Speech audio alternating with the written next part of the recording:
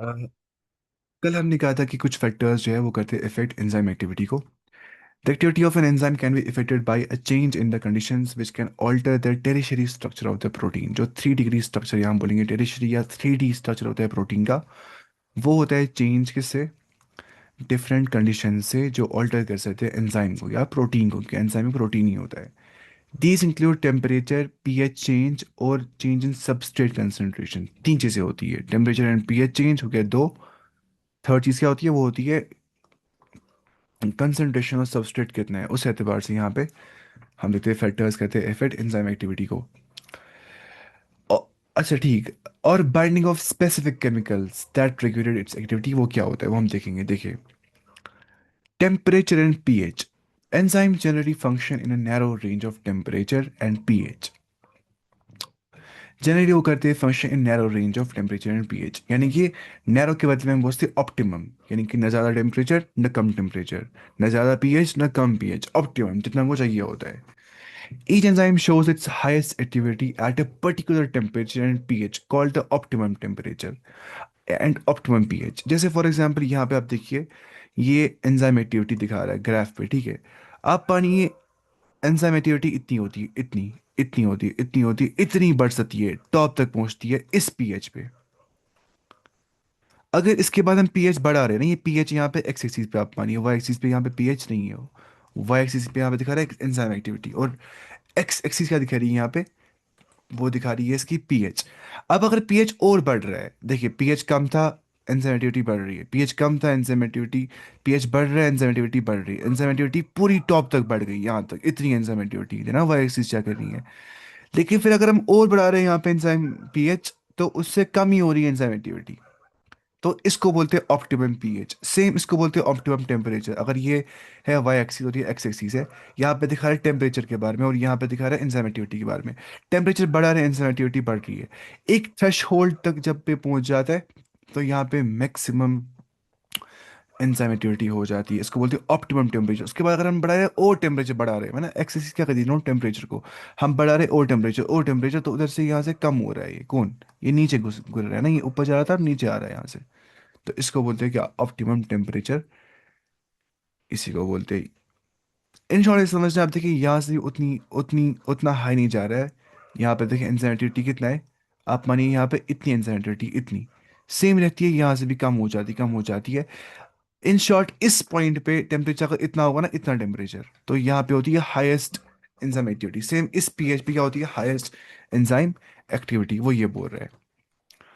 तो उसके बाद यहाँ पे ये बोल रहा है कि activity declines both below and above the optimum value, ठीक है.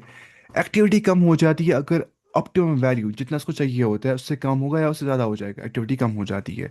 लो टेम्परेचर प्रिजर्व करता है एंजाइम को इन टेम्पोरेरली इनएक्टिव स्टेट. कल मैं आपको कहा था ये चीज़ के, अगर टेम्परेचर कम होता है एंजाइम एक टेम्पोरेरली इनएक्टिव स्टेट में जाता है, वो काम करना बंद कर देता है, वो डोरमेंट स्टेट में जाता है. लेकिन हाई टेम्परेचर से ऐसा नहीं होता है, बल्कि पूरा ख़त्म हो जाता है.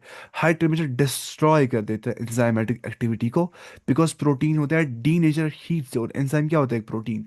तो हाई टेम्परेचर से एंजाइम बिल्कुल ख़त्म हो जाता है, उसका काम फंक्शन ही ख़त्म हो जाता है.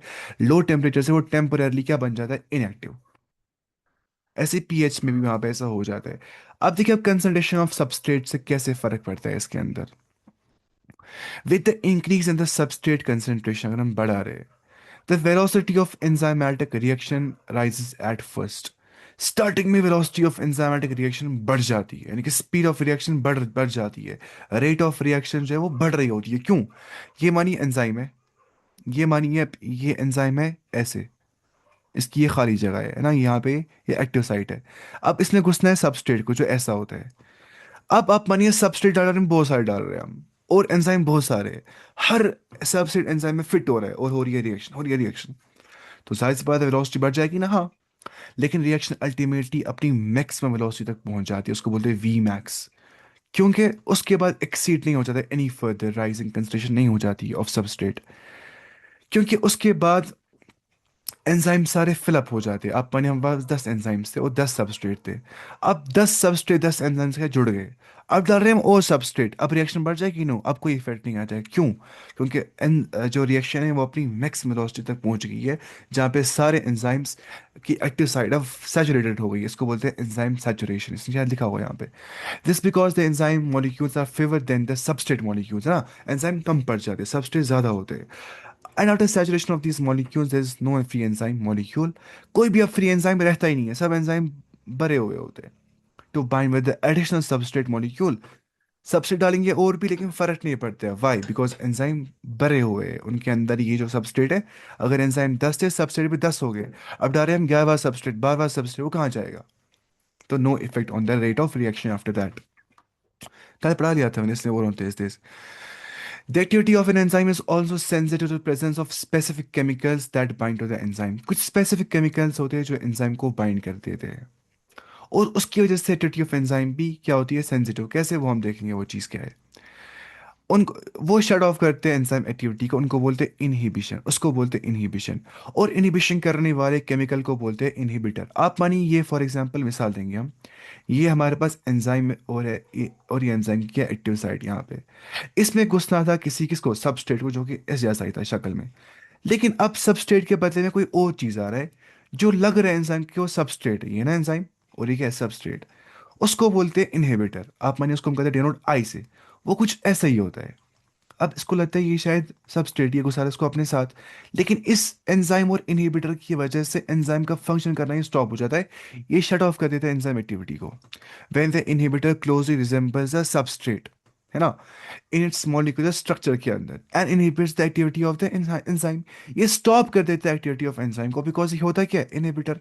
जो लगता कैसा है, सबस्ट्रेट जैसा, तो ये मिमिक करता है अपने मॉलिक्यूलर स्ट्रक्चर को सबस्ट्रेट के स्ट्रक्चर जैसा। एंजाइम धोखा खाता है, इसको पकड़ता है अपने साथ और खुद को शट ऑफ कर देता है अपनी enzyme activity, because of that inhibitor. इसमें इसको बोलते हैं कॉम्पिटिटिव इनहिबिशन, कि इसने कंपटीशन कर दिया इसके साथ, ये आ गया इसके सामने, उसको कहा दफा जाओ तुम सबस्ट्रेट, मैं आ गया इनहिबिटर्स को रोकने के लिए। तो due to its close structural similarity with the substrate, क्योंकि इनहिबिटर सबस्ट्रेट से मिल जाते हैं सिमिलैरिटी के अंदर, the inhibitor competes with the substrate for the substrate binding site of the enzyme. इसको हम असल में क्या बोलते हैं, substrate binding site of the enzyme. ये असल में सबस्ट्रेट बाइंडिंग साइट ही होती है, उसकी जगह ही होती है, वही हकदार होता है सबस्ट्रेट ही इसका। लेकिन जगह कौन लेता है इसका, इनहिबिटर। करते हैं वो कॉम्पिटिटिव इनहिबिशन, इनहिबिटर बन जाते हैं वो बनते हैं कॉम्पिटिटिव इनहिबिटर। कौन, ये वाला इनहिबिटर। इसको बोलते हैं क्या, कॉम्पिटिटिव इनहिबिशन, इस प्रोसेस को शन, है ना। Consequently the substrate can not bind and, आप तो सबस्ट्रेट बाइंड नहीं कर सकते मतलब, क्योंकि ये आ गया सामने, ये तो फिल हो गया इनहिबिटर से ही, बेचारा दफा हो गया अब ये। As a result enzyme does action and decline हो जाता है, इनहिबिशन ऑफ।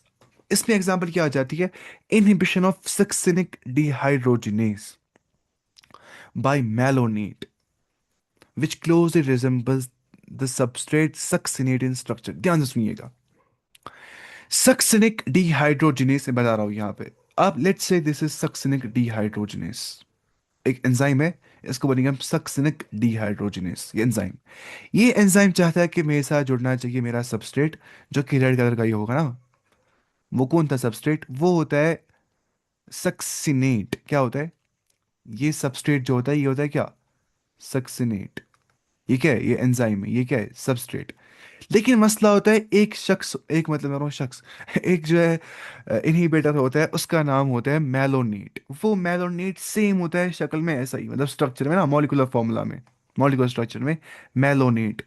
ये क्या होता है, इनहिबिटर। ये घुस जाता है यहाँ पे इस जगह पे, इसको जगह मिलती नहीं है सक्सिनिक को, कि ये अपने एंजाइम सक्सिनिक डिहाइड्रोजिनेज से मिल जाता। होता है मसला, तो यहाँ पे मेलोनेट जो है वो पकड़ता है जगह किसकी, असल में जहाँ पे हकदार कौन होता है यहाँ पे, सक्सिनेट। तो इसको बोलते हैं कॉम्पिटिटिव इनहिबिटर बन गया कौन, यही malonate. Are often used in the control of bacterial pathogens. तो ये जो कॉम्पिटिटिव इनहिबिटर्स होते हैं फॉर सम मेलोनेट, ये इस्तेमाल हो जाते हैं ताकि ये बाज़ औक़ात कभी कभी ये बैक्टीरियल पैथोजेंस को कंट्रोल कर दे, तो अच्छे फायदे भी इसके होते हैं, ठीक है। हमारी बॉडी में एंजाइम की बहुत इंपॉर्टेंस होती है, मतलब हमारी बॉडी में रिएक्शन हो जाएगी नहीं अच्छे से, हम मर जाएंगे अगर एंजाइम नहीं होंगे, क्योंकि एंजाइम से स्पीड अप हो जाती है रिएक्शन। और वरना वो बहुत मर्रा रखेंगे, रिएक्शन को लगेगा बराबर हमारी पेट में खाना हजम ही नहीं हो जाएगा, उसको लगेंगे मिलियंस ऑफ ईयर्स हजम होने में, अगर एंजाइम्स नहीं होंगे। तो इतनी इंपॉर्टेंस होती है एंजाइम्स की। अब हम पढ़ेंगे क्लासिफिकेशन एंजाइम्स की, और हम पढ़ेंगे कोफैक्टर्स। इसी के साथ हमारा जो आज का चैप्टर है वो खत्म हो जाएगा।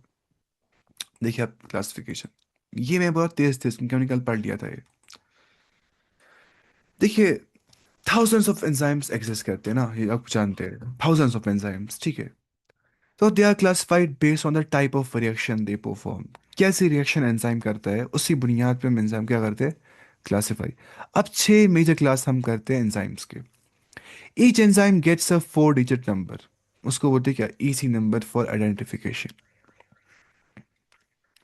देखिए 6 मेजर क्लासेस जो एंजाइम्स की होती है, पहली क्या है, वो है ऑक्सीडो रिडक्टेस। क्या है, ऑक्सीडो रिडक्टेस एंजाइम, या इसको बोलते हैं क्या, डिहाइड्रोजनेस। ऑक्सीडो रिडक्टेस, या इसको बोलते हैं क्या, डिहाइड्रोजनेस। हम देखेंगे सब अच्छे से क्या होता है। दूसरा क्या होता है, दूसरा होता है, उसको बोलते हैं ट्रांसफेरेस। ये सन लिखा है, मैं आपको दिखाता हूँ ऐसे ही। अब देखिए पहले क्या है, ऑक्सीडो रिडक्टेस या डिहाइड्रोजनेसिस एंजाइम के नाम है। कैसे रिएक्शन कहते हैं उस बिना पे नाम पड़ जाता है। ट्रांसफेरेस एक और नाम पड़ जाता है। हाइड्रोलेस एक और नाम पड़ जाता है। लाइसेस, लाइसिस, लाइसिस, या आइसोमेरेसिस या लाइगेसिस। तो ये आप देख पा रहे टाइप्स ऑफ एंजाइम्स।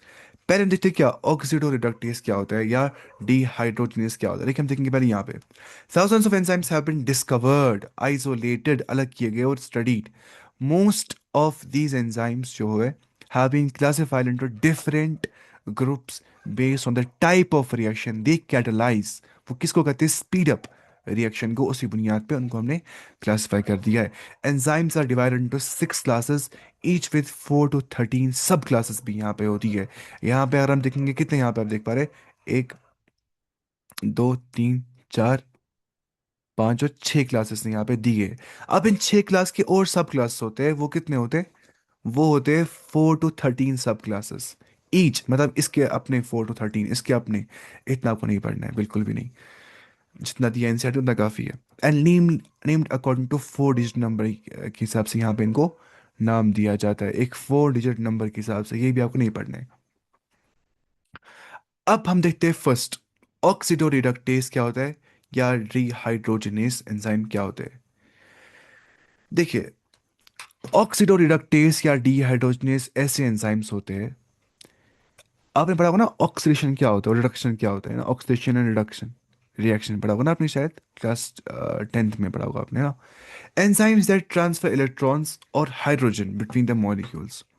अगर एक जो एंजाइम है वो कहता है ट्रांसफर इलेक्ट्रॉन्स को या हाइड्रोजन्स को, इलेक्ट्रॉन्स या हाइड्रोजन ट्रांसफर हो रहे हैं एंजाइम से, तो उसको हम बोलते हैं वो ऑक्सीडो रिडक्टेस एंजाइम होता है, या वो डिहाइड्रोजनेस एंजाइम होता है।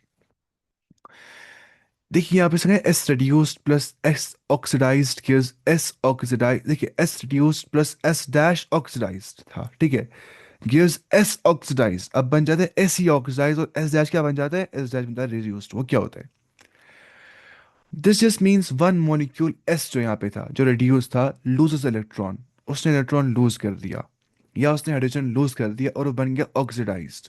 अगर आपको पता होगी, याद होगा कि ऑक्सीडेशन का मतलब होता है लॉस ऑफ इलेक्ट्रॉन। अगर इलेक्ट्रॉन लूज हो जाएगा या हाइड्रोजन जो है वो लूज हो जाएगा, निकालता है कोई रिएक्शन, कोई रिएक्शन में कोई कंपाउंड या कोई मॉलिक्यूल जो है वो निकालते हैं अपने अंदर से इलेक्ट्रॉन, इलेक्ट्रॉन जाओ, निकालते हैं अपने अंदर से हाइड्रोजन, हाइड्रोजन जाओ, उसको हम बोलते हैं ऑक्सीडेशन रिएक्शन। क्या बोलते हैं, ऑक्सीडेशन रिएक्शन। यहाँ पे नहीं समझ रहे हैं ऑक्सीडेशन मतलब हो गया यहाँ पे घुस रहा ऑक्सीजन, नहीं। ऑक्सीडेशन का मतलब हो गया रिमूवल ऑफ हाइड्रोजन और रिमूवल ऑफ व्हाट, इलेक्ट्रॉन, एक ही बात है। और अनदर मॉलिक्यूल जो है वो जाहिर सी बात है, जब एक जगह से रिमूव हो रहे हैं तो दूसरा तो पकड़ेगा ना इसको। जो पकड़ता है, जो गेन करता है इलेक्ट्रॉन, उसको बोलते हैं कि वो रिड्यूस्ड हो गया। वो क्या हो गया, उसमें रिडक्शन हो गई। रिडक्शन का मतलब होता है इलेक्ट्रॉन गेन करना या हाइड्रोजन गेन करना। हाइड्रोजन लूज करना या इलेक्ट्रॉन लूज करने को क्या बोलते हैं, ऑक्सीडेशन। ठीक है, ऐसे आप याद रख सकते हैं इसको। और गेन करने को क्या बोलते हैं हम, उसको हम बोलते हैं reduction. In simple words one molecule gives another takes. यहाँ पे एस था रिड्यूस्ड, मतलब क्या हो गया, एस था एस डैश क्या था, ऑक्सीडाइज। अब एस डैश जो था उसने क्या, ऑक्सीडाइज का मतलब क्या हो गया, यहाँ पे देखिए आप, ऑक्सीडाइज का मतलब हो गया उसने अपना इलेक्ट्रॉन लूज कर दिया। जब एस डैश ने अपना इलेक्ट्रॉन लूज कर दिया, वो बन गया एस डैश रिड्यूस्ड, उसने लूज कर दिया। अब गेन कर दिया किसने, जो बन गया एस, नहीं नहीं मैं उल्टा बोल रहा हूँ, एस डैश था ऑक्सीडाइज्ड, उसने अपना इलेक्ट्रॉन निकाल दिया, वो पकड़ा एस रेड्यूस ने, वो बन गया एस ऑक्सीडाइज्ड। जो एस डैश ऑक्सीडाइज था वो बन गया एस डैश रेड्यूस, क्योंकि उसने अपना इलेक्ट्रॉन निकाल दिया। और कुछ सेंस का उल्टा हो जाता है, वहाँ वहाँ से यहाँ होने को उल्टा करना है और कुछ नहीं करना है। बाकी पता ही आपको, we know that oxidation means removal of electron और removal of hydrogen, and reduction means gain of electron और गेन ऑफ हाइड्रोजन। तो ये यहाँ पे हो जाता है, यानी कि इलेक्ट्रॉन जो देता है वो करता है ऑक्सीडेशन, जो इलेक्ट्रॉन लेता है वो करता है रिडक्शन, है ना। मतलब इसमें ये होता है रिवर्स प्रोसेस, जो रिडक्शन करता है वो दूसरे क्या करवाता है, ऑक्सीडाइज। जो खुद होता है ऑक्साइड, उसका क्या होता है, उससे रिड्यूस, ऐसा हो जाता है। तो इसको क्या बोलते हैं हम, ऑक्सीडो रिडक्टेस या डीहाइड्रोजिनेस। ऑक्सीडो मतलब जो ऑक्सीडेशन को कहता है, रिडक्शन बना देता है, या डीहाइड्रोजिनेस जो हाइड्रोजन निकाल रिमूव कर देता है। हाइड्रोजन रिमूव करने का मतलब क्या होता है, हाइड्रोजन रिमूव करने का मतलब होता है कि वहां पे हो जाती है ऑक्सीडेशन। तो नहीं ऑक्सीडेशन यहाँ पे, या तो क्या, तो डीहाइड्रोजिनेस हाइड्रोजन का निकलना, उसको आप देखिए ब्रैकेट में, इसको बोलते हैं ऑक्सीडेशन। और ऑक्सीडोरिडक्टेस मतलब क्या हो गया, जहाँ पे ऑक्सीजन जो है, जहाँ पे ऑक्सीजन, जहाँ पे जो ऑक्सीडाइज्ड जो होता है वो होता है रिडक्शन के अंदर, यानी कि वो गेन करता है किसको, इलेक्ट्रॉन को या हाइड्रोजन को, ये लूज करता है। तो ये यहाँ पे हो जाता है गेन या लूज ऑफ इलेक्ट्रॉन। आपको नोमेनक्लेचर भी समझ आ गया है, इसको कैसे नाम पड़ गया ये चीज़, है ना। तो ये आपको समझ में आ गया होगा, है ना, एस डैश एस डैश आपको समझ में आ गया होगा। अब यहाँ पे एग्जांपल्स भी है, लेकिन हम आगे बढ़ेंगे वरना डल जाएंगे यहाँ पे। अब देखिए ट्रांसफरेस एंजाइम क्या करते हैं, enzymes catalysing a transfer of a group, catalysing a transfer of a group, G. वो क्या होता है देखिए आप ध्यान से, ट्रांसफरेस एंजाइम होता है enzyme that transfer group G from one molecule to another. Group G को करना एक मॉलिक्यूल से दूसरे मॉलिक्यूल की ओर ट्रांसफर, अब नाम से ना ट्रांसफरेस। और एक बात आपको याद, एंजाइम के एंड पे लग जाता है suffix S, A S E S, S. S तो क्या मतलब, जो बहुत सारे होंगे, जैसे हमने कहा था कार्बोनिक एनहाइड्रेस, ऑक्सीडोरेडक्टेस, डिहाइड्रोजिनेस, ठीक है, ट्रांसफेरेस, आइसोमेरेस, लाइगेस। तो यहाँ पे ए एस क्या आता है यहाँ पे, सफिक्स आता है, एंड पे ऐड हो जाता है ये चीज। तो जब जी मॉलिक्यूल, जी जो जी ग्रुप होता है, वो होता है transfer from one molecule to another, उसको बोलते हैं ट्रांसफेरेस एंजाइम, ऐसा काम कर देता है।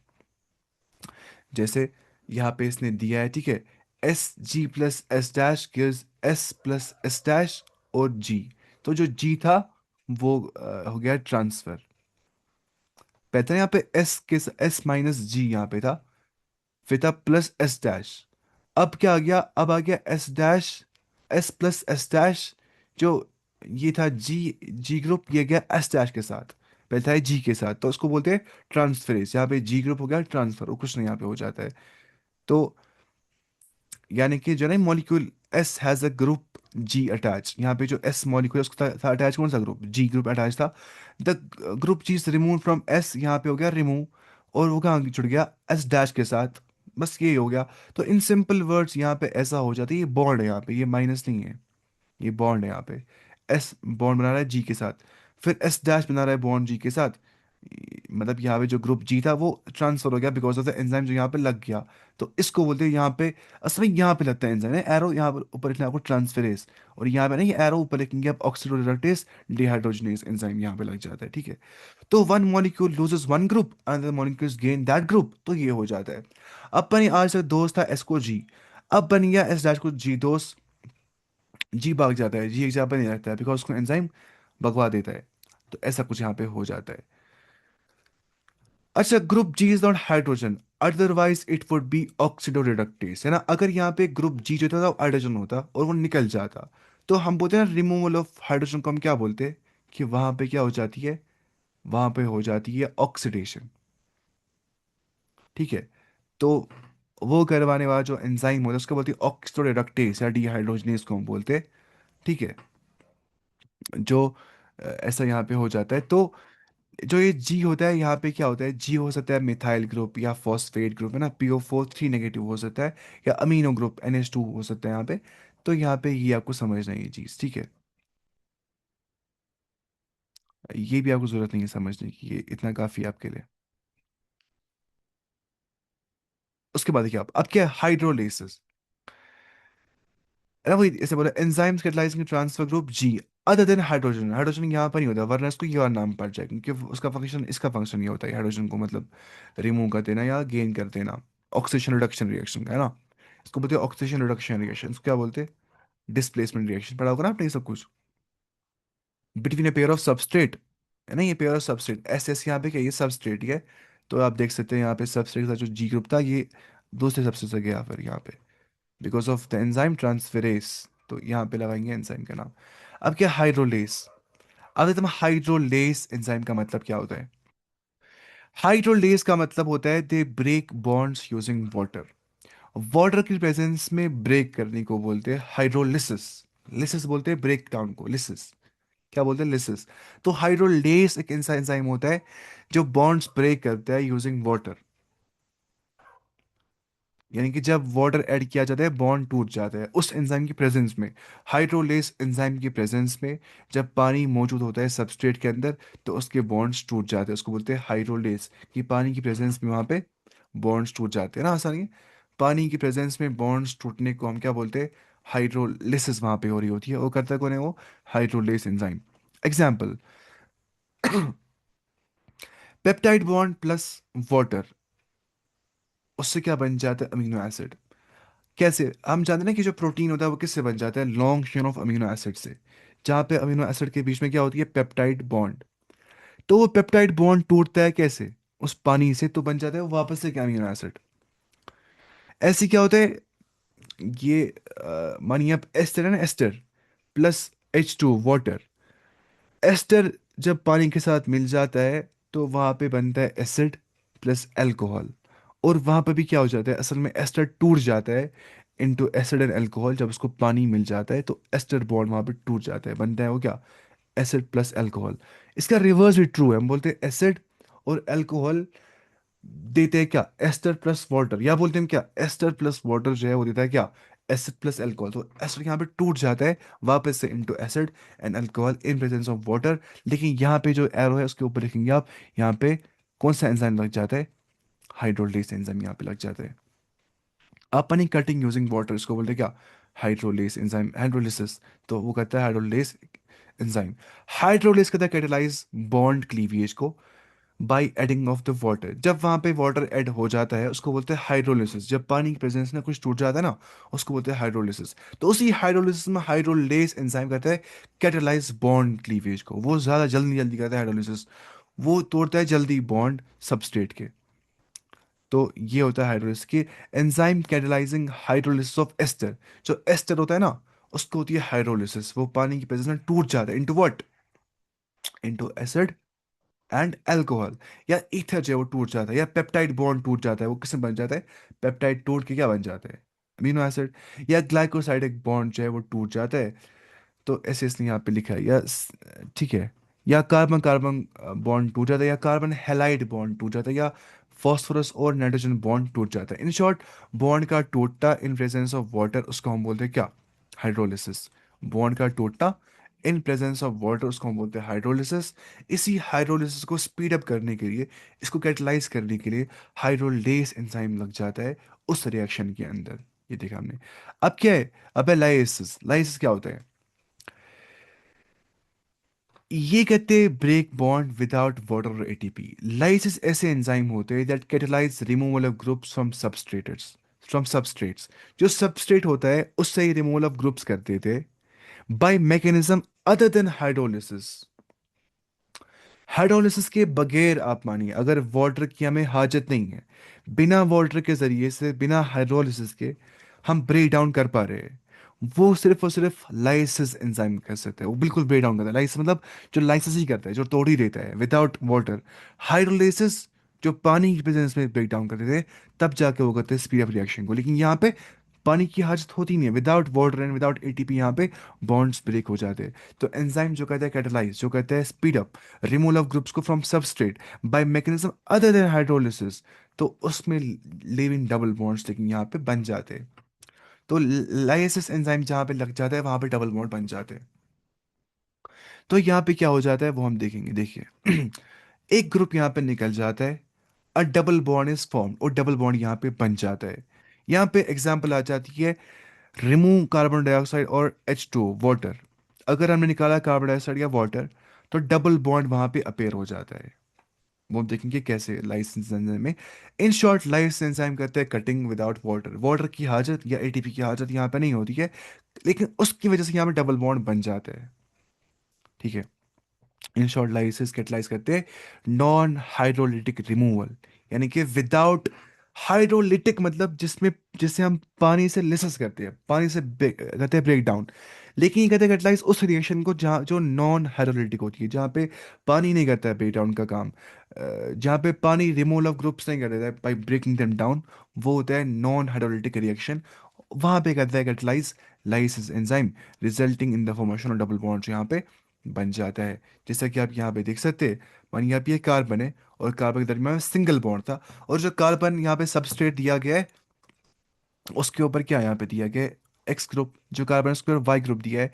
फिर आप मानिए जो एक्स और वाई ग्रुप है ये अलग हो जाते हैं, ठीक है, ये सॉरी ये जुड़ जाते हैं यहाँ पे एक्स और वाई ग्रुप, और जो प्लस यहाँ पे कार्बन के बीच में सिंगल बॉन्ड था ना, ये बन जाता है क्या, ये बन जाता है यहाँ पे डबल बॉन्ड। तो यहाँ पे डबल बॉन्ड फॉर्मेशन हो जाती है जहाँ पे लाइसेंस एंजाइम लग जाता है। लेकिन इन शॉर्ट यहाँ पे की डिफरेंस जो आपको याद रखनी है, जो हाइड्रोलिसिस से अलग होती है, वो ये है कि यहाँ पे no water is use for lysis, break down के लिए यहाँ पे पानी इस्तेमाल नहीं होता, तो ये नॉन हाइड्रोलिटिक रिएक्शन होती है।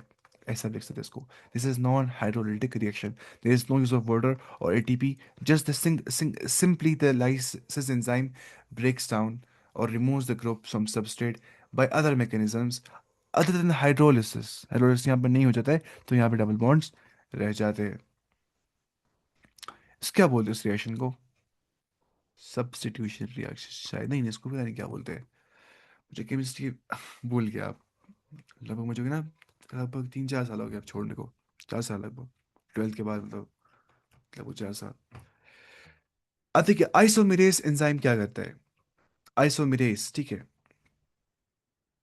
ये हम देखते हैं ये क्या करता है आइसोमेरेज एंजाइम। आइसोमेरेज एंजाइम जो है, they rearrange the same molecule into a different form, same molecule को रीअरेंज करते हैं डिफरेंट फॉर्म के अंदर, आइसोमेरेज को बोलते हैं।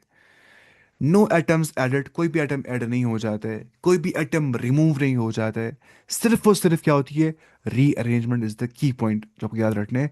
आइसोमेरेज में रीअरेंजमेंट होती है इनसाइड द मॉलिक्यूल, सिर्फ और सिर्फ रीअरेंजमेंट, दोबारा से अरेंजमेंट यहाँ पे हो जाती है। तो उससे बन जाती है optical isomers, geometrical isomers, positional isomers. ये आप सारा पढ़ेंगे ऑर्गेनिक केमिस्ट्री में वो क्या होते हैं, यहाँ पे आपको हल्का सा पढ़ना है यहाँ पे ऐसे, ठीक है। इन सिंपल वर्ड्स आप समझ सकते हैं कि सेम मॉलिक्यूल होता है लेकिन डिफरेंट अरेंजमेंट यहाँ पे हो जाती है। सेम मॉलिक्यूल है, कोई एटम ऐड नहीं हो रहा है, कोई एटम रिमूव नहीं हो रहा है, सिर्फ डिफरेंट अरेंजमेंट, यानी कि यहाँ पे रीअरेंजमेंट हो रही होती है। यानी कि इंक्लूड्स ऑल द एंजाइम्स जो कैटलाइज करते हैं इंटर कन्वर्जन ऑफ ऑप्टिकल, आपस में ही कन्वर्जन होना, अंदर आपस में नहीं, इंटर मतलब विद विद इट सेल्फ, इसके अंदर ही आपस में कुछ होता है। अब जाहिर बात है अगर आपस में कुछ होगा, कुछ बाहर नहीं निकला, कुछ अंदर नहीं आएगा, आपस में कुछ हो रहा है, बस रीअरेंजमेंट हो सकती है आपस में। तो इंटर कन्वर्जन को आप यहाँ पे ले सकते हैं, रीअरेंजमेंट यहाँ पे हो जाती है ऑफ ऑप्टिकल या जियोमेट्रिक या पोजिशनल आइसोमर्स जो यहाँ पे होते हैं। ऑप्टिकल मतलब आप जो मुझे सेम लगते हैं दूसरे, ऑप्टिकल, मुझे भी कुछ याद आ रहा है थोड़ा थोड़ा 11th क्लास। ज्योमेट्रिक मतलब कुछ ऐसा ही, पोजिशन आइसोमर्स जो कुछ पोजिशन पे होते हैं ऐसे कुछ है, लेकिन जस्ट मतलब सेम होते हैं स्ट्रक्चर में, बोलते हैं ना आइसोमर्स। तो वही आप समझ गए, उनके बाहम अंदर उनके म्यूचुअली उनको आपस से मतलब उनका जो स्ट्रक्चर है उसमें रीअरेंजमेंट करना, वो आइसोमेरेज एंजाइम कर देता है। आप पढ़िए फॉर एग्जाम्पल ग्लूकोज 6 फॉस्फेट जो होता है, ये आपको पढ़ने की जरूरत नहीं है, फिर भी आप यहाँ पढ़ने आगे वैसे भी। ग्लूकोज 6 फॉस्फेट जो है उससे क्या बन जाता है, फ्रक्टोज 6 फॉस्फेट। तो उनका स्ट्रक्चर सेम होता है, ग्लूकोज का भी और फ्रक्टोज का भी, मॉलिक्यूलर फॉर्मूला सेम होती है, बस यहाँ पे मानिए आप रीअरेंज हो जाती है एटम्स की थोड़ी बहुत, वरना C6H12O6 is both glucose and fructose. बस यहाँ पे कुछ ना कुछ रीअरेंजमेंट हो जाती है, इन द स्ट्रक्चरल फॉर्म यहाँ पे चेंज आ जाती है बस। सेम फॉर्मूला होती है, बस डिफरेंट स्ट्रक्चर होता है, उसको हम क्या बोलते हैं, आइसोमर बोलते हैं ना उसको ही।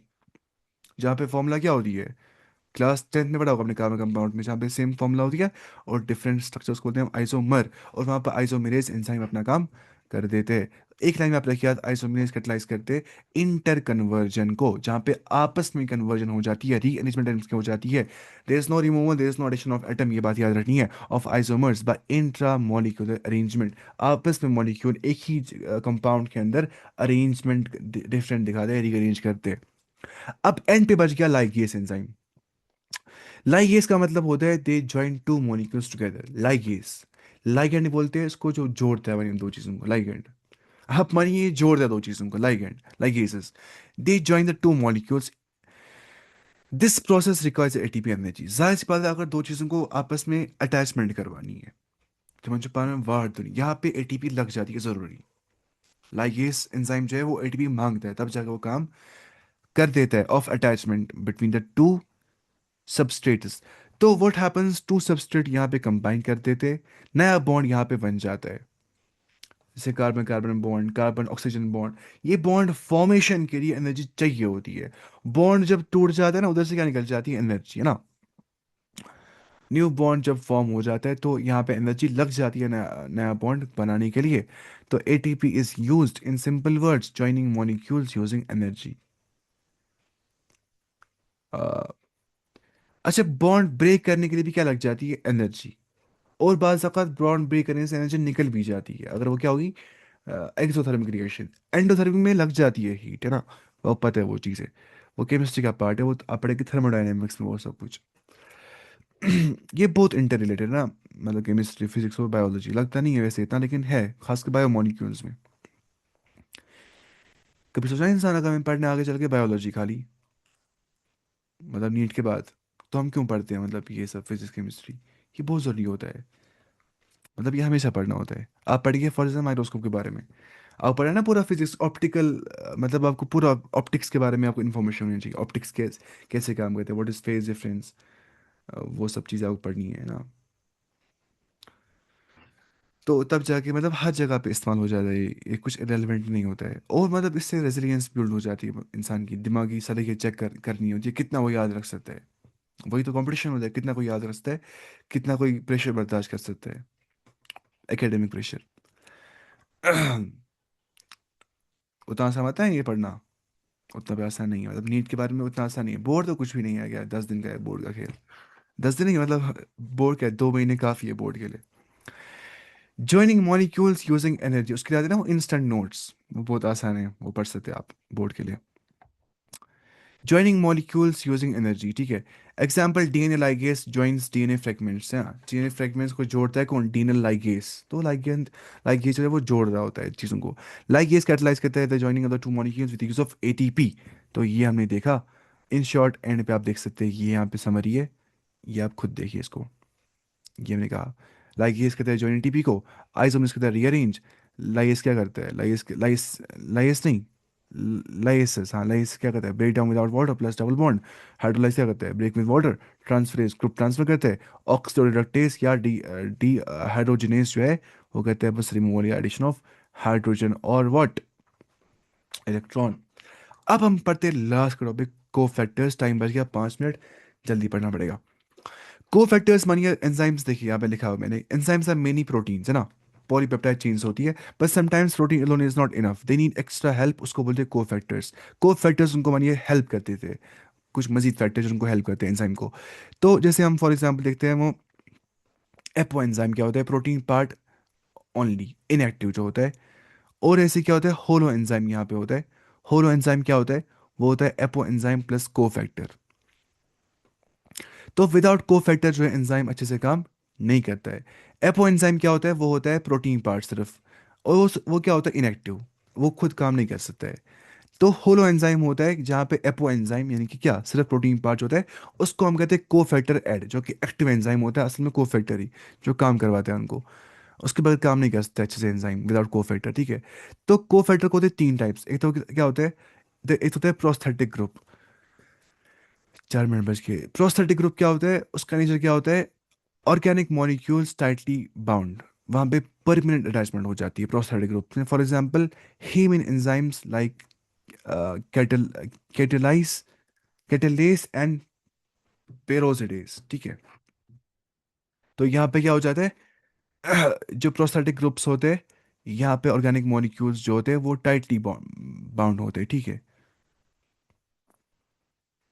डायरेक्टली इन्वॉल्व इन रिएक्शन यहाँ पे हो जाता है। उसके बाद क्या है, कोएंजाइम्स। कोएंजाइम क्या होता है, वो होता है ऑर्गेनिक मॉलिक्यूल्स जहाँ पे लूजली जो बाउंड होते हैं, ठीक है, जो टेम्पररी बाउंड होते हैं, बॉन्ड मतलब बंद होते हो, तो वो होते हैं बाइंड ड्यूरिंग रिएक्शन, और वो करते हैं लीव आफ्टर रिएक्शन। तो टेम्पररी बाउंड जो होते हैं उनको हम बोलते हैं क्या, कोएंजाइम्स, ठीक है। तो many they come from vitamin से वो आ जाते हैं कोएंजाइम्स। फॉर एग्जांपल एन और एन हमें पढ़ने आगे क्लास 11th चैप्टर में, ठीक है। और ऐसे मेटल आयंस जो होते हैं, फॉर नेचर उनका क्या होता है, इनऑर्गेनिक मेटल आयंस जो होते हैं, ठीक है। तो फंक्शन उनका क्या होता है, हेल्प इन बिल्डिंग सबस्ट्रेट, वो सबस्ट्रेट बाइंडिंग सबस्ट्रेट के लिए अंदर वो हेल्प कर देते, जो इनऑर्गेनिक होते हैं, जो मतलब मेटल आयंस होते हैं, जो कोफैक्टर्स की हम बात करते हैं, मतलब ये सब एडिशनल चीज़ें हेल्प करती है। एग्जांपल यहाँ पे क्या आती है, जिंक यहाँ पे आती है इन कार्बोक्सी पेप्टिडेस, ठीक है। अब ये क्यों इंपॉर्टेंट होते हैं, help enzyme perform catalysis, assist in electron transfer के अंदर ये हेल्प करते थे कोफैक्टर्स, ग्रुप ट्रांसफर के अंदर, स्टेबलाइजेशन के अंदर, उनके बगैर एंजाइम जो है उसकी एक्टिविटी लॉस हो जाती है। तो की डिफरेंस यहाँ पे ये है कि जो प्रोस्थेटिक ग्रुप होता है वो टाइटली बाउंड बाउंड होता है, ठीक है। और जो कोएंजाइम होता है वो लूजली बाउंड होता है, और जो मेटल लाइन होता है वो इनऑर्गेनिक हेल्पर होता है। तो all enzymes are just proteins, ये बात सही नहीं है। एंजाइम बन जाते प्रोटीन से ही, लेकिन प्रोटीन के साथ कोफैक्टर भी यहाँ पे प्रेजेंट होता है। कोफैक्टर्स आर ऑप्शनल, ऐसी बात नहीं है, they are not option, they are obligatory, वो होने ही होने चाहिए। बहुत सारे एंजाइम्स में without cofactors, in many enzymes without cofactors zero activity हो जाती है, बिल्कुल जीरो एक्टिविटी बहुत सारे एंजाइम्स में, या बिल्कुल कम एक्टिविटी हो जाती है विदाउट कोफैक्टर्स। तो ये बात रखनी याद कि एंजाइम जो होते हैं वो क्या होते हैं, polypeptides, but protein is not alone enough, क्योंकि हमने कहा ना एपो एंजाइम होता है वही प्रोटीन पार्ट, अकेले में क्या होता है इनएक्टिव। लेकिन होलो एंजाइम क्या होता है कि जब एपो एंजाइम इनके प्रोटीन पार्ट कोफैक्टर के साथ जुड़ जाता है, तब जाकर अपना काम दिखा देते हैं। तो ये यहाँ पे लिखा होगा आपको सारा, आप ये खुद ही पढ़ेंगे आप, क्योंकि ये सब पढ़ लिया हमने, टाइम हो गया, आप खाली बच के 1 minute. Enzymes are composed of several polypeptide chains. However, there are number of cases in which non-protein constituents, उनको क्या बोलते हैं हम, cofactors are bound to the enzyme to make the enzyme catalytically active, तब बन जाता है because of cofactors. In these instances, the protein portion of enzyme is called as what, apoenzyme। लेकिन जो apoenzyme होता है, थ्री काइंड्स ऑफ कोफैक्टर्स में भी आइडेंटिफाई, एपो एंजाइम जो होता है ये यहाँ पे होता है। लेकिन एपो एंजाइम जब जुड़ जाता है विद कोफैक्टर, उसी को हम क्या बोलते हैं, होलो एंजाइम, जो कि असल में काम कर देता है, जो कि एनसीईआरटी ने लिखा है वैसे भी। थ्री काइंड्स ऑफ कोफैक्टर्स होते हैं, प्रोस्टाटिक ग्रुप्स और कोएंजाइम्स और मेटल आयंस। क्लास एंड हो जाएगा 1 मिनट के बाद ही। प्रोस्टाटिक ग्रुप्स क्या होते हैं, जो मतलब होते हैं डिस्टिंग्विशेबल, जो मतलब टाइटली बाउंड होते हैं enzyme. For example in peroxide and catalase, ठीक है, which catalyse the breakdown of hydrogen peroxide, मतलब H2O2 है ना, H2O2 होता है breakdown into water and oxygen. Heme is the prosthetic group जो होता है यहाँ पे, ये आप खुद पढ़ेंगे सब कुछ, ठीक है। अब टाइम हो गया ना अब क्लास का। Coenzyme are organic compounds but their association with, ये मैंने पढ़ा है आपको सब कुछ ना, ये होता है ट्रांजिएंट, यानी कि टेम्पररी होता है यहाँ पे, बाउंड एक दूसरे के साथ। बाकी ये आप खुद ही पढ़ेंगे, आसान है ना, वही NAD NADP, यानी कि कोएंजाइम नाइकोटिनेमाइड एडेनिन डाई न्यूक्लियोटाइड। तो ये जो है, बाकी हम पढ़ेंगे कल। अब उसके बाद वाला चैप्टर, या मैं बोला वैसे भी समरी इसकी, अब आप पढ़ सकते हैं, ठीक है। क्लास इनके हो गया यहाँ से टाइम।